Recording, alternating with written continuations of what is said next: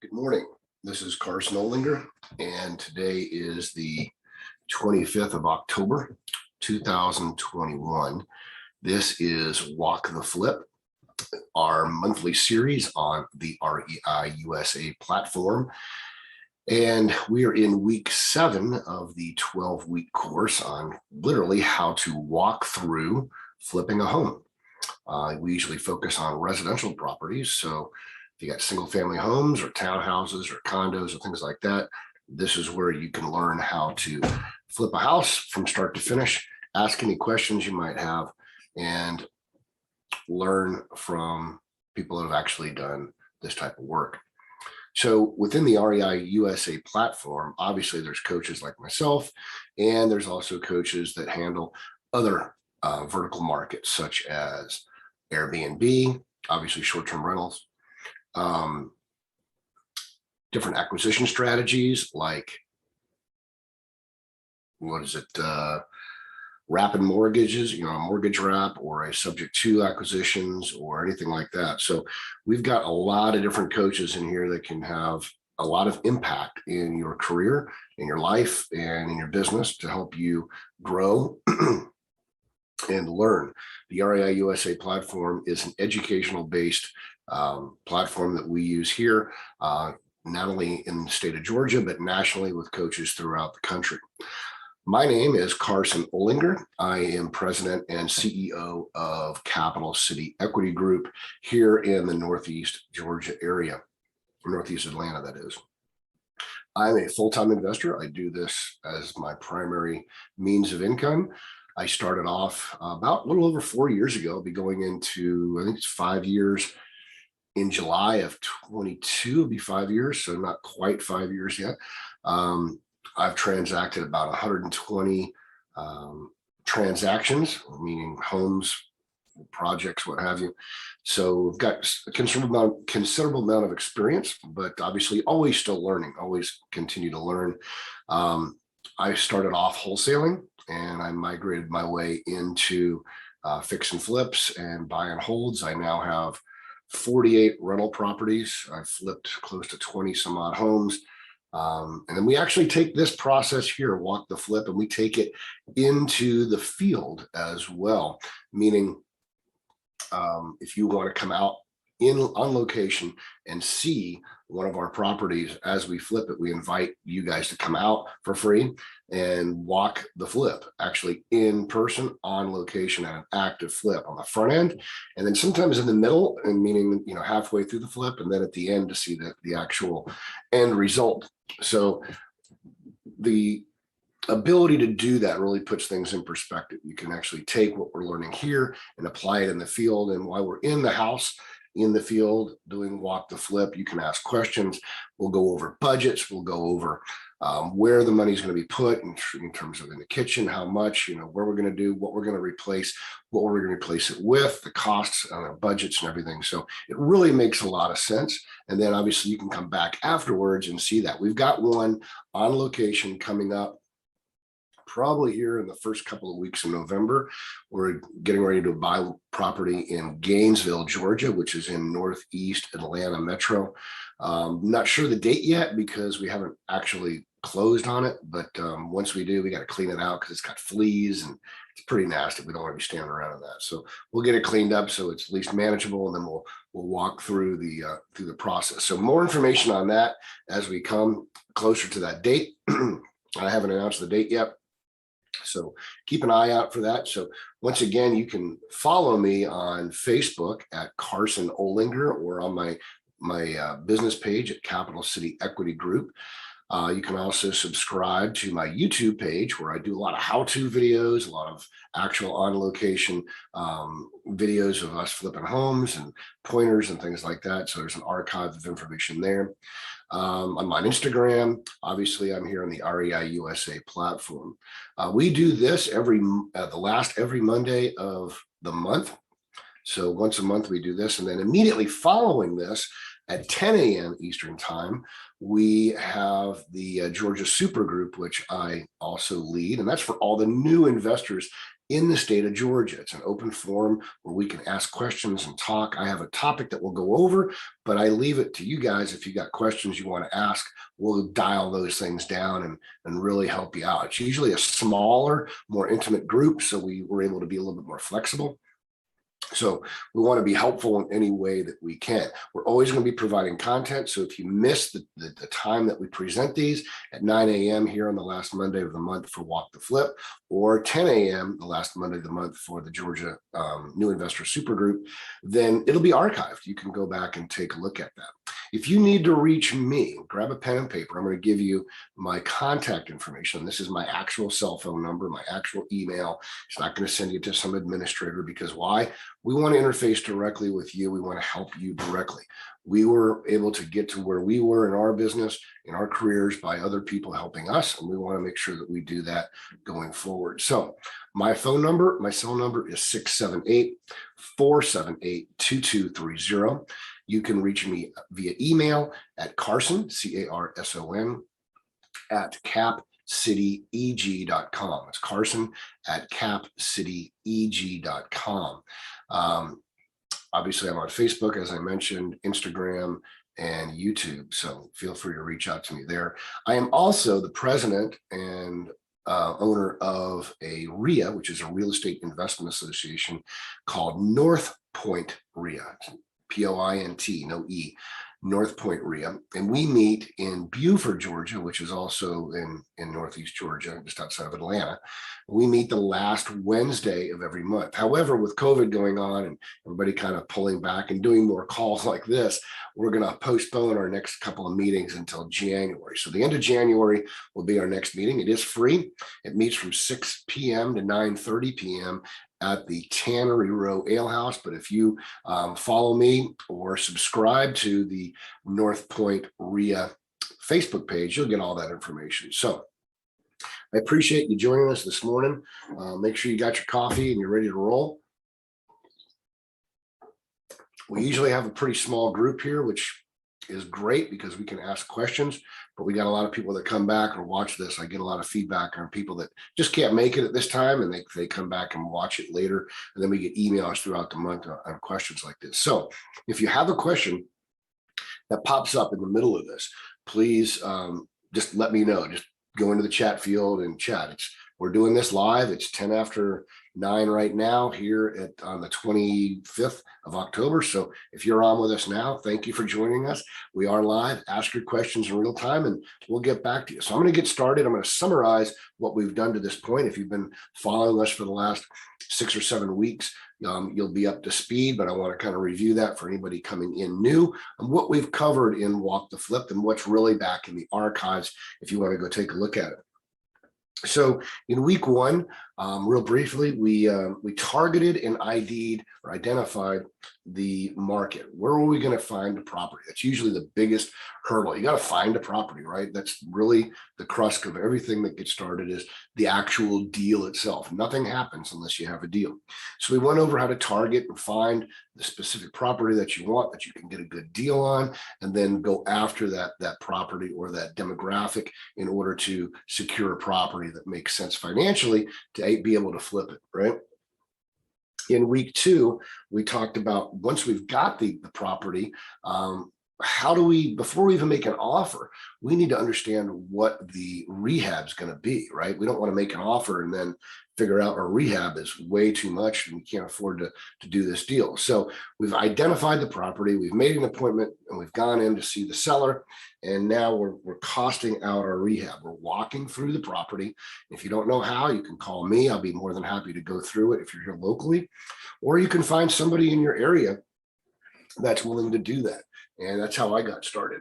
And you walk through the property, you're writing things down, and you figure out how much it's going to cost to do the bathroom, and the roof, and whatever needs to be done. You're identifying the project, really what needs to be done, what is the rehab. And then when you get back to the office or maybe in the car, if you're good enough, you're going to kind of put pen to paper and say, okay, this is a 20 or 30 or 40 or 50 or $60,000 rehab, whatever it is. That way you can do your math and figure out how to make an offer, right? So that was in week 2. In week 3, we now know what the house is going to cost to rehab. So now we're confident that we can make an offer that's going to be commensurate to what we need to do. So now how do we make that offer? This is part of the rehab process. It just is. So we got to make the offer, and we got to make sure that we're leaving enough room to rehab it, to hold it, and then to actually sell it on the back end, because there's costs to doing that all along the way. And in the middle there, we got to have a profit. So we went over that profit model. If you don't have that profit model, please go back in the archives or maybe ask me here. Some people know it, some people don't, and it's critical. Then in week 4, we talked about, okay, now that we've got this thing under contract, we've got the idea what it's going to cost us, we're bringing our general contractor or our contractors in one more time to dot our I's and cross our T's, because we want to make sure that our actual cost structures are where they are. Did we miss something in the first walkthrough? Did we not see anything? Go, oh my gosh, I didn't even check that. Or hey, this is on septic and not sewer. We need to have that inspected too. That might add to our costs. So we want to kind of one more time get our arms around that. Hopefully we've got 95% of it down on the first pass, but you want to make sure that you've got everything ready to go in your mind of what needs to be done before you start flipping it, so that you can get the right people in there. So we do our final cost and walkthrough. We did that in week 4. Week 5, well, how are we going to fund this deal? We've got it under contract. We got to know how we're going to fund it. So we talked about different strategies and processes of funding deals, from private equity, private capital, I should say, meaning people with money and they want to lend into the equation, or hard money, or maybe you have your own money, or maybe doing some creative acquisition strategies with the seller, with owner financing, or maybe buying the property subject to. There's a million different ways to do it. Well, not literally a million, but there's numerous ways of doing it. It's not just, I got to have cash. And just to remind everybody, I've done 120 different transactions in less than 5 years, and I've never spent a penny of my own money. I'll say that again. I've never spent a penny of my own money. Okay. I use 100% other people's money, whether it's a bank, whether it's an investor. The only money I spend is on marketing, on market to find my deals, to get my deals. But once I have the deal, other people fund it for me. They make money, I make money, everybody's happy. We're all profitable. Never lost a penny on a deal. Always made money, not only for myself, but for all my investors that are involved with it, and the banks as well. So you can do this without money. Don't think it's a barrier to entry. You got to have $200,000 to flip a house. You don't need to have any money to flip a house. You need to have credibility. You need to have knowledge, and you need to be able to find the deal. And we've talked about that. We'll go over more of that in the super group, if that's something you want, at 10 o'clock with the New Georgia super group for the new investors. So then as we migrated forward in week 6, we started with day 1 of the rehab. What is it we need to do on a rehab in the first 30 days? And yes, I just saw a question pop up.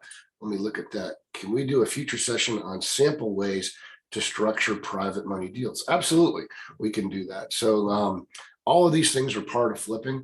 And since we've got a smaller group today, I might save a little bit of time here at the end of this session, and we can talk about that. And the question again, just for everybody that's coming back in, can we do a future session on sample ways to structure private money deals? Absolutely. So I will spend a little bit of time on that. We'll probably cut this thing about 9:40, 9:45, and then we'll talk about that. So hopefully that'll help you, Jennifer, and you can ask other questions in the interim. So that was week 6 when we talked about the first 30 days of the rehab.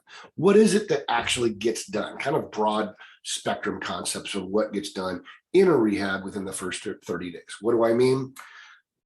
Junking the place out, trashing the place out, tearing the carpet out, removing any walls that you might want to tear down because you've got to open the doors up, taking out kitchens, bathrooms, all the stuff you want to get out of the house, right? Maybe scraping the ceilings, tearing out old lights, getting all the garbage out so you got a clean slate. Those are usually the first couple of weeks, right? And then what are we doing? Then we talked about the next steps. You may be painting the exterior of the house, fixing the exterior up, and then working on the inside, starting with the painting and then maybe the flooring, and then going out from there into the kitchens and the bathrooms and the lights, and then working our way around. So there's a lot of different things, from HVAC systems to roofing. It just depends on what your scope of work is, but we kind of went into that. And then last month, we talked about the final 31 days. What is it we're doing in the final 31 days to make sure that we're pushing to the end to get this house listed, right? We talked about getting the inspections and the walkthroughs, and, getting the cleaning crew in there, and, making sure that we come in at night, because we want to see what the place looks like in different lighting, right? We don't want to just look at it during the day. We want to look at it at night because it reveals different things with flashlights. Okay. So now today, actually, I missed one here. Sorry. Talked about acquisition, talked about final cost. So today, actually, I missed one here. Today, we're talking about the last 31 days. All right. Imagine, if you will, we're in a rehab and we've done most of the work. We're trying to wrap this thing up. We got the last month before we think we're going to be done with this. And assuming we don't uncover anything that we missed. What are we going to do? What's this going to look like? So the last 31 days, last month, if you will, is going to be a combination of things. One, tidying up a little bit around the house, doing any external last minute touch-ups, for instance, landscaping, pine straw, pressure washing the house. Why? You don't want to pressure wash the house the first day and then all the construction mess, get everything all mixed up. Then you're going to have an ugly house and you have to re-clean it. And then when we're all done, you have a cleaning crew come in. Cleaning crews, depending on the size of a home, a 2,000 square foot home, it's going to run you about $400 to clean the house properly. Okay. And that's with nothing in it, right? What can they possibly be doing? Well, they're wiping down floors and walls, they're cleaning out ovens if they're dirty, they're cleaning out cabinetry, or wiping down everything. They're getting all the dust off the windowsills, or if there's blinds in there, they're wiping those down. So they're getting all that kind of stuff done. It's time consuming. It takes them about half a day. Usually bring about 3 people in there to do that. And a good cleaning crew can knock a 2,000 square foot house out in about 5 hours. So with 3 people. So it's about $400, $450, depending on who you use and where you're located. So always expect that. I always pressure wash kind of the last couple of days. So make sure there's no mud and debris on the front porch, the driveway. So it's all nice, clean look, the decks and what have you. And as we're wrapping up in those last 30 days, we're, tidying up the lights, making sure our light bulbs are in, all of our fans work, all the electrical connections are there. We're going around and testing all the outlets to make sure everything's in working order, because why? A prospective buyer is going to come in with an inspector and they're going to look for all those things. We're checking the hose bibs outside to make sure they're secure against the wall. We're running the air conditioning and the heat. I don't care if it's winter or summer. We're running both. We're cranking them down to 50 degrees and we're cranking it up to 85 degrees to make sure that they both work properly. There's no stinky smells, maybe in the ductwork that we didn't miss. We're making sure that they're working. The hot water's working. Everything's tied in. We don't have any leaks. We had a house one time, we turned on the water. Everything was fine. The inspector came in and he did it a little bit different. He filled up all the bathtubs in the house, filled them up completely. Okay. Plugged them up, filled them up. And then he went and turned all the water on in the sinks, in the kitchens, and the bathrooms, and at the same time drained the bathtubs, just drained them. So all this water, just as much water as you could potentially put in the system, is going out. So he wanted to see if there's any leaks because there's a lot of pressure there. Well, it turned out we had one, a big one, a huge one, and we didn't even know it. What happened was we had moved the toilet upstairs, or actually on the main floor, because it was a branch on a basement. We moved the toilet from one area to another area, and the pipe in the basement that kind of goes like this, and it's got goes up to the toilet, where they severed it. They didn't put a cap on it, so it was just open, but it was up in the ceiling in the basement, concrete floor. Thank you, but we couldn't see the cap because there was no cap. But even if there was, it just wasn't something that was easily seen.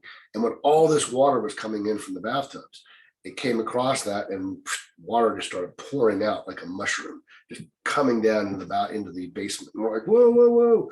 So we're trying to cut all the water off, but there's so much water in the tubs, and it was a mess. Luckily, as I said, it was a concrete floor. We opened up the garage in the basement. We got it all dried out, but that's why you do these things. Imagine if you did that and you had a finished basement. How horrible that would be. So those are the kind of things you're checking for to make sure your last 31 days. Is this going to take 30 days to check the water and clean the house?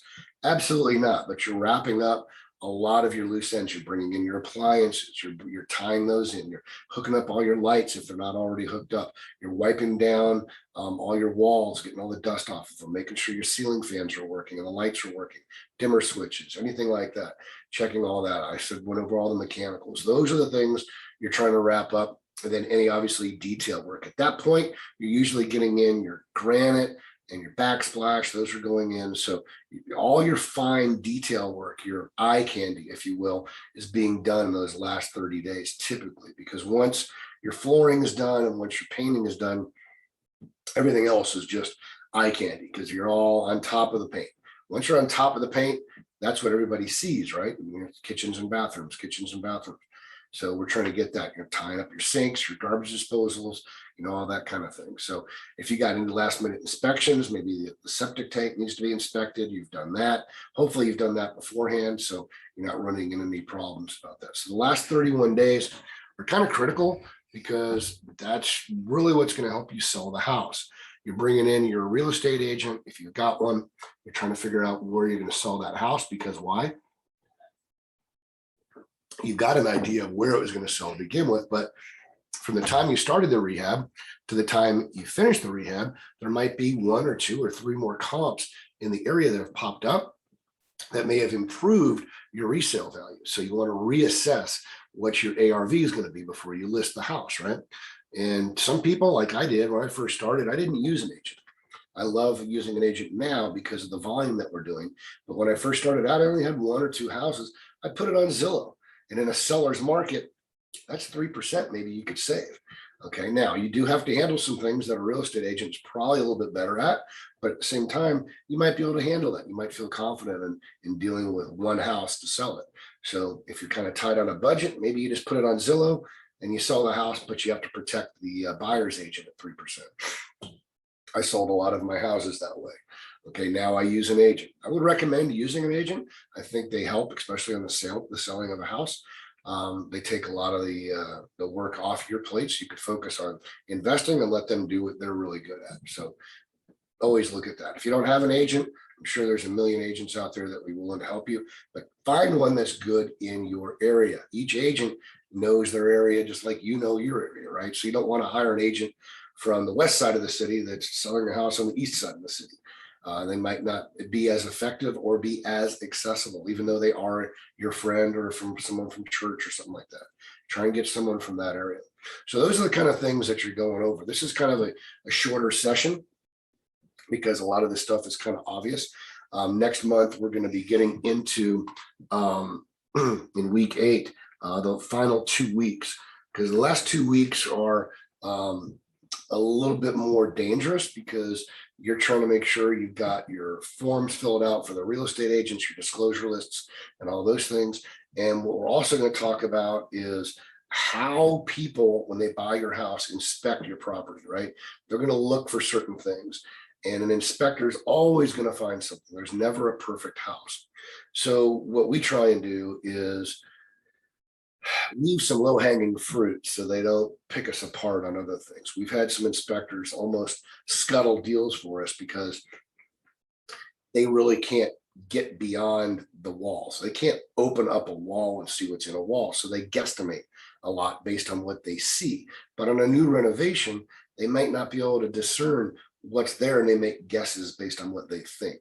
I had an instance, for instance, at a house over in Lawrenceville, where we actually changed out both of the heating and air conditioning systems. So we had new systems in the attic, we had new system in the basement, and we left the existing gas lines that were feeding into the unit. The gas line, the pipe was the same gas line as it had been. We didn't change the gas line. So when we changed out the entire system, everything was running fine. It was great. The inspector comes in and he just pops his head up in the attic with a flashlight. And he looks around and he sees the old pipe. Well, as it turned out, the codes had changed on new construction, that is. not existing homes, but new construction. The codes had changed. So the line that goes into the HVAC system needed to be a flexible metal pipe as opposed to a lead pipe. He saw that, so he made the assumption that we didn't change out the HVAC unit nor clean it. So he wrote up on the inspection report that even though I can't see inside of it, even though I didn't look inside of it, it's probably dirty. And you might want to have a professional come out and inspect it, approve it, and clean it. And it became a point of contention between me and the seller, or the buyer, I should say, because they wanted me to do this because their inspector said it. And I said, no, it's a brand new unit. There's nothing wrong with it. Well, the inspection says this. And I started looking into it and I found out why they did this. And I was like, this is ridiculous. So my point is, just because you hire an inspector or somebody else hires an inspector, doesn't mean that inspector knows what they're doing. Keep this in mind. If you're the buyer and you hire an inspector for $400, they're going to find at least $400 worth of stuff that's wrong, whether it's wrong or not, just to justify their existence. They're not going to come back and go, this house is perfect. They're always going to find something. And it's going to be nitpicky stuff all over the place. They're just going to find it. So what we do is we leave some of the nitpicky stuff for them. And we're going to wind up fixing it anyway, because it was part of our plan. But it keeps them focused so they can at least give something. The rest of our house is in good shape. It always is. We always put out a good product. But you know, they're going to find something else that maybe we missed. That's, I guess, the idea of the inspection.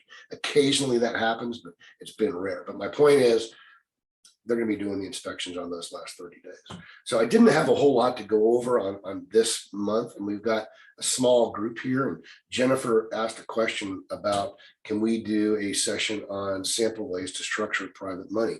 So if you're okay with it, Jennifer, you want to talk about that right now?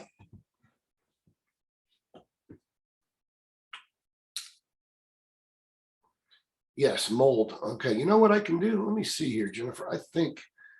I don't know if I can get you on as a, I'm going to allow you to talk, Jennifer. I'm going to turn your microphone on. So if you want to just talk directly, we can go ahead and do this.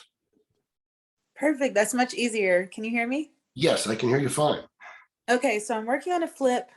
Just got a home inspection just because I always like to know like what's potentially wrong with it. And there is mold on most of the floor joists under the house, though they're not rotted or anything. There's just mold there. So just wondering, do you think I should do a mold remediation company? Or I've heard different things about how to deal with mold. Okay, so the first question is, what kind of mold is it? Is it black mold or kind of a gray powdery mold? It's like a gray powdery mold. Okay, that's very common. Is this a crawl space or a basement? Crawl space. Okay, how old is the house? Ooh, I think it's like 1968, maybe. Okay, so it's an older home. Are these the original joists? Yes. Okay. Did you find the mold or did your buyer find the mold? No, so I got a home inspection like prior to starting the rehab, just because I personally don't want to go in the crawl space. So that's just one of the things the home inspector. Yeah, I'm with you on that. I don't like the crawl spaces either. Spiders, they just freak me out. And plus, people do that. We have people to do that, right? So what's your intention with the existing inspection? Are you going to provide that to the seller or the buyer, I mean? Oh, no, not at all. I Okay. just wanted to kind of get a laundry list of, what could an inspector find and what do I want to fix ahead of time versus not. Right. So I've run across that several times. So this mold is easy to get rid of, okay? For the cost of doing it, I would probably hire a professional mold remediator to get rid of it. This is not expensive, okay? It's just not. How tall is the crawl space? Can you get on your knees and walk around, or are you on your belly? On your knees. On your knees, okay. So it's going to be a little bit difficult from a labor perspective because you are on your knees, as opposed to being able to stand up and maybe just bend over a little bit, right? So just from that aspect of it, it's going to be a little bit more expensive, but from a labor perspective. But I would still hire a mold remediation company to help you with that. Basically, they go in and they spray a substance on there, and then they certify it, and then they give a warranty on it as well. And that is something on a house of that age that I would definitely do, because people are going to ask those questions anyway. And if you come forward with that number, we're talking, how big's the house? 2,200. 1960. How Yeah, many? 2,200 square feet. 20 what? 2,200 square feet. Is it a ranch or 2-story? A ranch. Okay, so it's got 2,200 square feet of actual crawl space. Yep. Okay, so that's rather large. It's gonna be a little bit more expensive. So I would say with that kind, you're gonna be anywhere from, depending on the person you use, $750 to $1,500 to get that done. If that's in your budget, I would definitely do that. And here's why. They're gonna hire their inspector. Their inspector's gonna go down, they're gonna see the same thing. They just are. And now, if someone hears mold, they're gonna freak out. They're gonna think, my kid's gonna die, we're all gonna have mold spores and we can't breathe. And it's just gonna be the worst case scenario in their mind, right? Because they hear mold, right? So what you wanna do is be on the front edge of that and get rid of it, okay? And then when you go to sell the house, say, we did a report, here's the inspection, and it's clear of mold. Okay, not say, hey, we had it and got rid of it, but we did an inspection and there's no more mold. Got it. Did you say $750 to $1,500? Somewhere in that range, I think, for that type. That's awesome. I yeah, thought you were not going to be like $5,000 or $6,000. No, what you're hearing on the 5,000 or 6,000 is when they have to do the actual remediation, where they've got to scrape it down and put it in the bags and haul it off, and all. It's kind of like the asbestos concept, right? That's where you get into those kind of prices, because then they've got to remove it, and they got to dispose of it in a hazmat concept, right? So this here is just basically going in with, I don't know the technical term, but like a bleach solution of some kind. It's a little more technical than that, but they go in and just spray it down. Because what that is, that mold is not from like water just sitting there rotting and creating it. It's just from the humidity in the air, and it happens quite frequently. So the next question I have is, that's up on your joists. What's down on the ground? Do you have a vapor barrier on the ground? They don't have a vapor barrier. I usually put one in there, but there isn't a vapor barrier. So that is something I would do. And then I would tell the buyer that you did it. Hey, we come in through and we do a complete rehab. We noticed that there was not a vapor barrier on the ground. And as a result, we found some small areas of light gray dust mold. We remediated that professionally. Here's the report, here's the warranty, and here's the vapor barrier. Now I'm sleeping at night as a buyer, because you, as the professional, took care of it.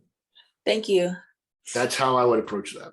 Okay. I think I even have somebody, if you shoot me your email, I can probably recommend, where's the house? 60s, it's probably Atlanta, 30310. Lithia Springs.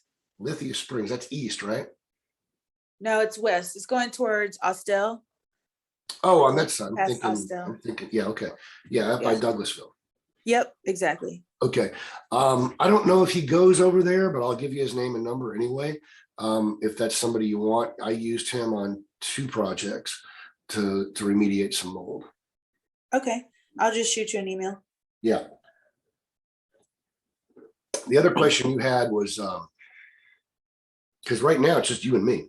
Oh, okay, Carson. My husband, but Donald's here too. We both registered, but then it's like weird. We're in the same house, both logins. Yeah, that's okay. All right, cool. So you want to talk about sample ways to structure private money.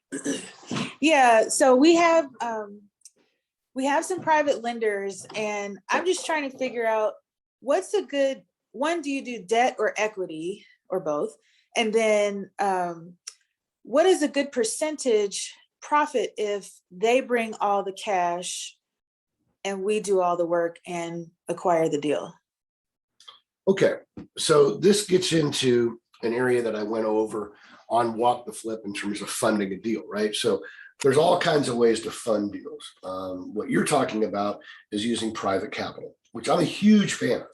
I love that. So you found grandma's got $200,000 and she loves what you're doing. She wants to invest with you, or you got a friend at church that saw what you're doing. They want to invest with you, or you got a friend, or maybe you went to a networking meeting and some people saw what you were doing and said, I want to be a part of that equation, whatever. Every deal is different. There's no basic template. Okay. It just depends on what they want. What is their perspective? Do they want to be involved with the flip, meaning they want to be out on property? They want to recommend the finishes. They want to, do this. How much money are they putting into the deal percentage wise? Are they putting up the acquisition only and you're funding the rehab? Are they putting up just the rehab and you're funding the acquisition? Are they just giving you $15,000 to bridge a gap because you're kind of short? It all depends on what you're looking at. Okay. If they're funding the entire thing, meaning, hey, I've got a $150,000 acquisition and a $50,000 rehab, that's a lot of leverage. Okay, they're in a unique position. You want to make them, one, secure, right? So you got to secure their deed and title to their name. So in case you get hit by a truck, God forbid, they've got the asset, right? They don't want all their money gone, right? So you need to make sure you do a deed and title and security to them while you're flipping that. So they're in what they call position, right? You own the house, but they're in position as the lender, right? Just like a bank would be. So you want to make sure that. So your situation is you got someone that wants to fund the whole thing? No. So the highest commitment we've gotten so far is 50,000. Okay, on a deal of how much all in? Probably 150. Okay, so about a third. You're going to put up 100. They're going to put up 50, more or less, here or there. What that's considered to me a gap fund, filling the gap. Okay. So with that being said, what I do with people like that, is that going to be on the acquisition, or is that going to be on the rehab? Probably the rehab. Okay. So prior to now, we've been getting hard money for everything. And then just recently, a couple of people have approached us about investing. We did one private lender, but it was easy because the house was only 25,000 and we put in the rehab fund. So it's like very easy to think about it. And we're holding it on a flip. Right. So how long do you expect the rehab to be? If things go completely, the longest period you could think of? The absolute longest, probably 6 months. Total of 6 months. Yeah. So what I do with gap lenders is I say, hey, I will pay you 8% as I go, or I'll pay you 10% at the end. Okay. Now we've been paying 8% as well. Let's say I finish in 4 months. Do you guarantee them a certain amount of months of interest? I have done that. I have done that on smaller loans. So the smaller the loan, the more I'll guarantee it. So if someone gives me 10, 15 grand, you hold it for 4 months. How much is that really? I mean, it's just a couple of bucks, right? And if you finish it early, now it's even less. So then I'll guarantee it. So they know they're going to get a certain yield on that money. The bigger it gets, then usually I don't. I say, hey, I'm going to need it for 6 to 8 months. I might do it in 4. And if I hold it for 4, I pay them for 4, right? So the smaller that amount is, the more lucrative I'll make it, because I want them to come back. I don't want to say, hey, thanks for the 10 grand. Here's $250. I appreciate it. They're like, what's the point of that? Took me longer to write the thing up. But I flipped a house. It was crazy. Open doors going nuts, right? So we had it was $60,000 I borrowed for gap funds to flip a house over here in Suwanee.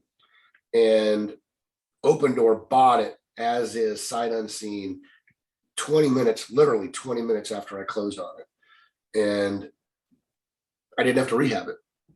Wow. But I committed to this guy. I was going to pay him 10%, and it was going to be 3 months or 4 months. And I just paid him. I just said, you know what?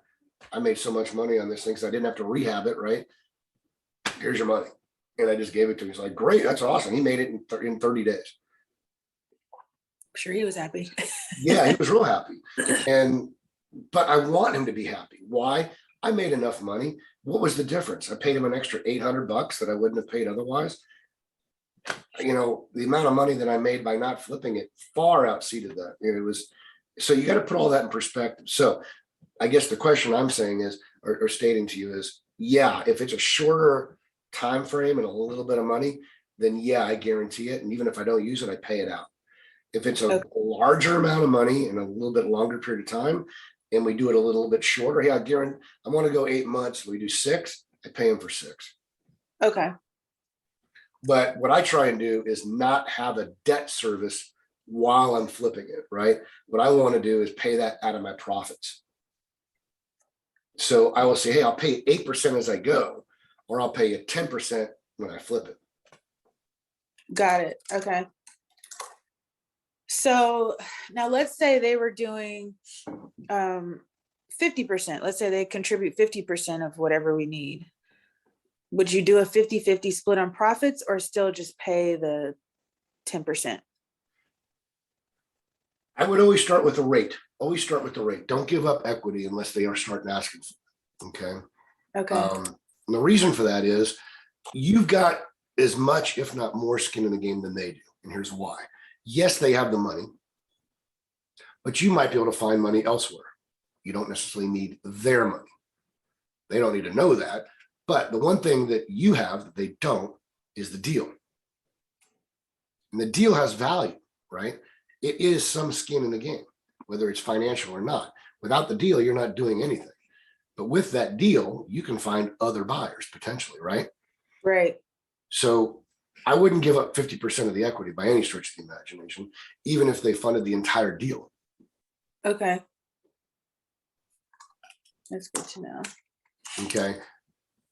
You have value with what you've got. If you've got an actual deal, and I'm not talking an opportunity, there's a big difference between opportunity and a deal, right? An opportunity is, hey, let's take a look at this and see if it's going to make us money. A deal, we've run the numbers and it will make us money, right? That's the deal. You see a lot of wholesalers out there saying, hey, I got a deal for you. And you look at the numbers, you're like, this isn't a deal. This is, I'm not making any money on this. And people use that term very loosely. So it's not a deal. Not everything is a deal. Some things are opportunities. Some things are just garbage.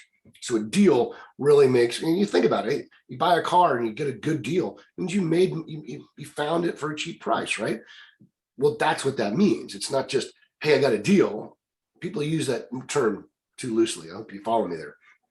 Yeah, but, totally follow you. There's a lot of garbage wholesalers. Yeah, exactly. So the deal is worth something. If you have a good deal, that's tangible, that's marketable, and people will flock to your door to be involved with that equation. Why? Because they can make money on your deal. So there's value there.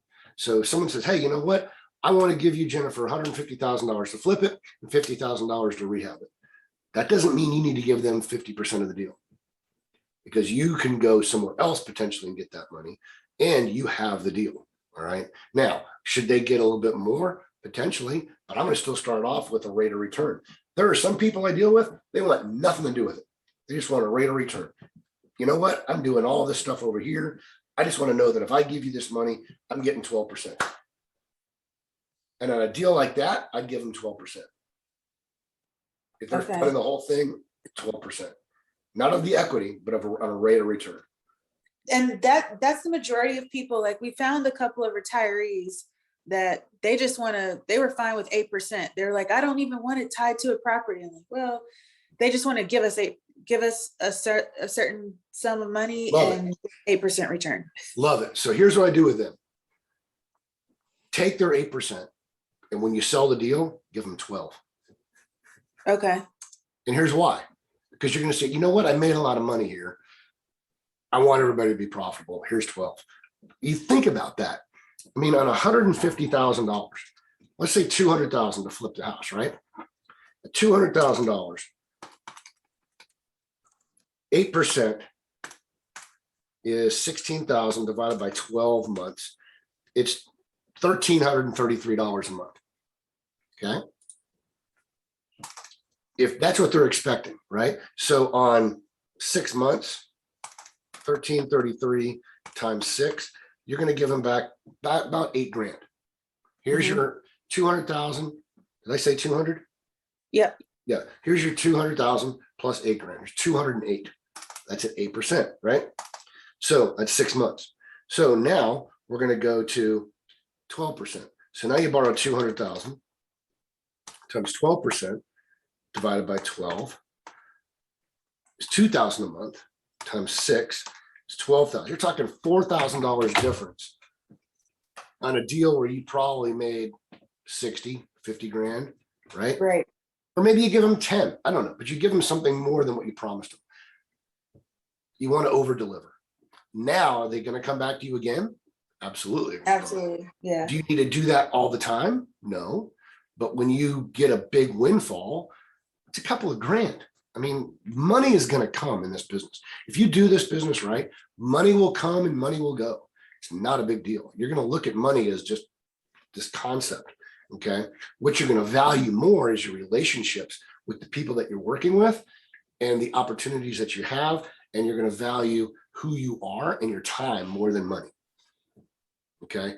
So throw them a couple of bones and they'll be happy. Like, wow, we got it better than what we expected. Why wouldn't they come back to you again? Right. Okay. Because that shows you're honest, you have integrity, and you're looking out for other people. Because why? You want other people to make money in this business. Why? Because you want them to come back to you over and over and over again. A lot of people think, oh, I'm going to flip 10 houses. I got to have 10 investors. I got to have one for, no, you don't. You can have 2, maybe 3 investors, and they will keep, as long as you make them money, they're going to keep coming back to you over and over and over. And they're going to keep increasing their money because they want those rates of returns. They're going to see that it works. Hey, Carson, this is Donald. I just kind of listening in, sitting, and just what you just said for me right now is like a mind shift. I think that'll help us, just down the road. It's like a nugget or a gem that you just dropped. I'm just chiming in with that. Well, I'm glad Really it helps. Yeah, really hits home. That's definitely a nugget. You don't think about it that way. I mean, you hear network is your net worth is your network. And then the way that you phrased it, even in this particular setting, is just my takeaway is always trying to figure out a way how to, put or bring up or increase your network. And that's a little tidbit or a gem. Well, I appreciate that. And that's what we're trying to provide you guys here is, you're going to hear from a lot of different people in your career, and they're going to say, hey, 2 + 2 is 4. And you're going to learn how to flip a house because 2 + 2 is 4. And then you're going to hear from somebody else going, hey, you know what? 3 + 1 is 4. Get you to the same point, but it's a different approach, right? Uh-huh. So in this business, you're always learning. You're always learning. I'm learning. I flipped a whole bunch of homes. I've done 120 some odd transactions, but I do not know everything. I'm going to be the first person to tell you, I don't know half as much as some of the people that I surround myself with. And that's good. You want that. You always want to learn another way to go hunt. You want to learn another way to figure out how to do this deal, because it's not just, cookie cutter concept of wash, rinse, repeat, wash, rinse, repeat. It sometimes feels that way. But the beauty of this business is the creative ways you can go about it. Okay. And that's what makes it exciting and fun for me. Taking down deals and structuring deals is something I truly savor. I just love it. It's the aspect of why I got into this. I never want to walk away from that. I may hire someone to find deals for me, but I want to be the guy taking them down because I love deal structure. That's what I'm really good at. Okay. Then I have other people flip them for me, right? I'm not out swinging hammers or, like you said, Jennifer, crawling around in a crawl space. That's not what I want to do. I don't want to be show doing me the that. pictures. I believe you. Right. I believe it's there. Without sounding arrogant, I have people for that, right? Everyone has people, people do those things. I have an accountant. She is so much better doing what she does than I am. I could do it. I could spend my time doing my taxes, but how much time is that going to take away from me? Am I going to do it as good as she is? I'll pay her for that. I have people to do that, right? I got a contractor. He goes and swings the hammers and hires his guys. He manages that for me. Why? Because I don't want to have to be dealing with 65 different invoices to tile guys and flooring guys and painting guys and bringing this in and bringing, that's contractor work. I pay him more to do that. Why? Because it takes my focus on the next deal. I talk to people all the time about flipping houses. Carson, you're spending like 20% more using a contractor than I am actually flipping it. I said, you're right. But while you're flipping that house and you're swinging hammers and you're on the roof, hopefully you don't fall. I had one guy fall off of his roof trying to do this. It's like, while you're doing that, I'm flipping 4 other houses. Yeah. So I give up 20% on that $100,000 deal and I make 80 and you make 100, but I got 4 other ones I'm making 80 on at the same time. So who's getting ahead here? Right. Right? Do what you do and what you love best and farm out all the rest. That's the concept. Get a piece of paper, write down all the things that you like doing in real estate. Put down on a piece of paper on the other side all the things you hate doing about real estate but are necessary, right? Write all those down. Write the stuff that, and then while you're writing these down, the stuff I like in green, the stuff that makes you money, the stuff I like but is in red that costs me money, but I still like doing it. I need to pay for it. Lead generation. I love lead generation, but it costs me money. I write that in red, right? Selling the house because I want to be involved with the selling process. Well, that's green, but I like doing it. Okay. On the other side, stuff I hate doing, put that stuff in red and the stuff that makes you money in green, right? And then look at all these things and go, okay, I love this. This is green. This is green. This is green. I do not want to give that up, but I like doing this, but this is red. And it's costing me money to do it. I'm going to farm that out. Let somebody else do it. And then on the other side, I hate doing this stuff. I don't want to even touch it. Whether it makes me money or not, I'm still going to hire somebody out to do it. But at least you know this process makes you money. This one costs you money. Because in this business, you're going to make money doing some things, but you have to spend money to do other things like lead generation or what have you. You're going to have to spend money or accounting or bookkeeping or stuff like that. And you just hate it. Farm that stuff out. Get it off your desk, focus on growing your business because we are real estate investors. Okay. We're not handymen, right? You got to have the investor mentality. So the analogy I use all the time, and did you guys ever have a W-2 job? Yeah, we still do, Yeah, we do. actually. Okay. So you got 401ks and IRAs, right? Yeah. You're in the stock market to some degree. Yeah. Okay. So here's the analogy I use. So Jennifer, Friday last week, when you were in New York and you were on the New York Stock Exchange floor, trading all the stocks in your portfolio, why did you buy these stocks and not these stocks? Well, the obvious answer is 1, I wasn't there, right? 2, I've got a manager that does I that. pay somebody to do that. Right. Yeah. Why? Because you're an investor. You're investing your money and somebody smarter than you is doing the transactions that you've directed them to do. Same concept here. So these guys swinging hammers and look at me, I've got goggles on and I'm knocking down a wall. You're wasting your time. You're not an investor. You're a handyman. Right. And I would say, what's that? this is our 2nd year in business. We pretty much do everything except we don't do the work, like none of the contractor stuff, but we're managing the contractors still right now. Yeah. And I think that's the biggest time suck because Yep. we do negotiate the deals, we do lead generation, and now we're doing Google ads. So that's a little more automated. But managing the contractors does take up a lot of our time with our W-2 jobs and a toddler. Yep. So you're going to get to a point in your business that your time is going to be worth more than your money. You may be there now. I don't know. You may have a young family. I thought I heard a child in the background. Yeah, we have a 2-year-old. Yeah. So you've got a family, right? I do too. I got a 15-year-old and an 11-year-old.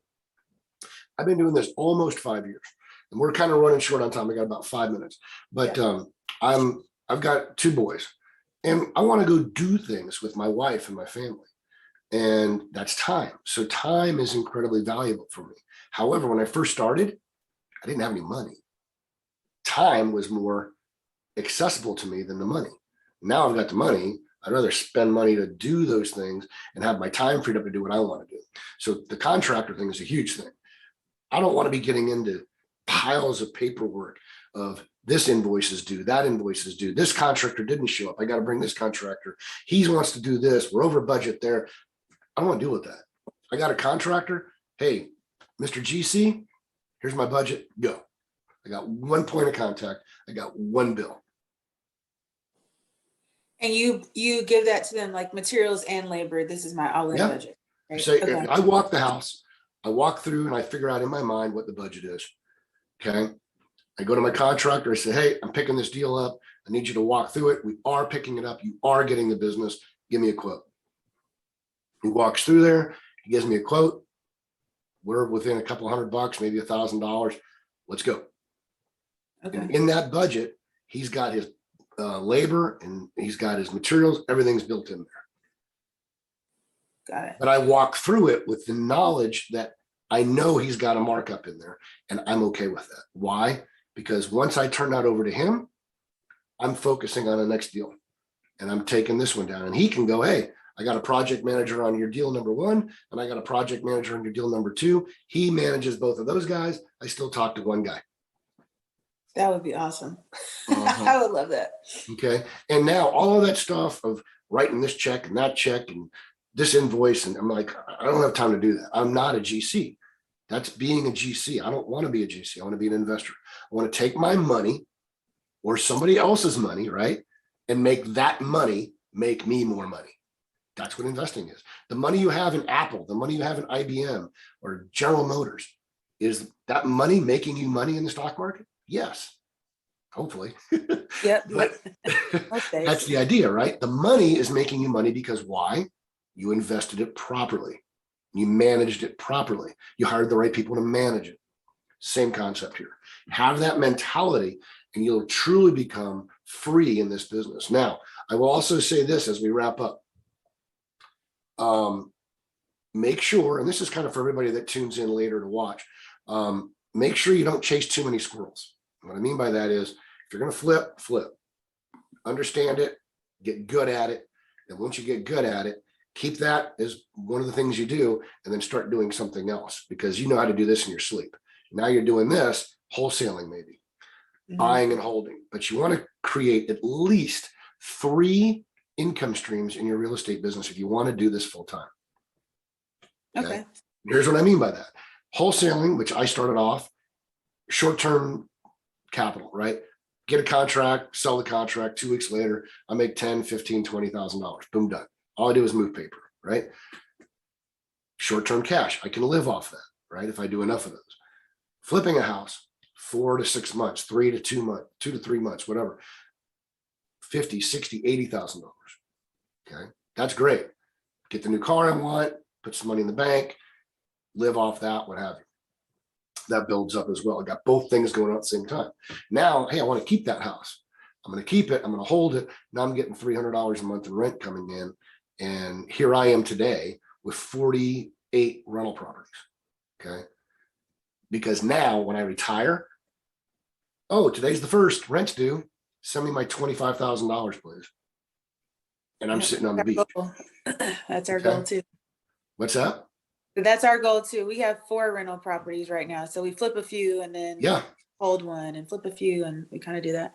Absolutely. Well, I have to cut this off now. I got another meeting at 10, which is the Georgia Super Group. So for those people that are tuning in later, you can reach me directly at Carson Olinger at on Facebook. My email, Jennifer, is carson@capcityeg. Send me that information and I'll get you what you needed on that mold remediation. I'm going to jump off here, take a short break, and I'll be back on another Zoom call if you guys would like to join us on the New Investor Super Group at 10 a.m. on the same platform. Cool. Thank you. Jennifer. Hey, thanks, guys. Take care. Bye. Bye-bye.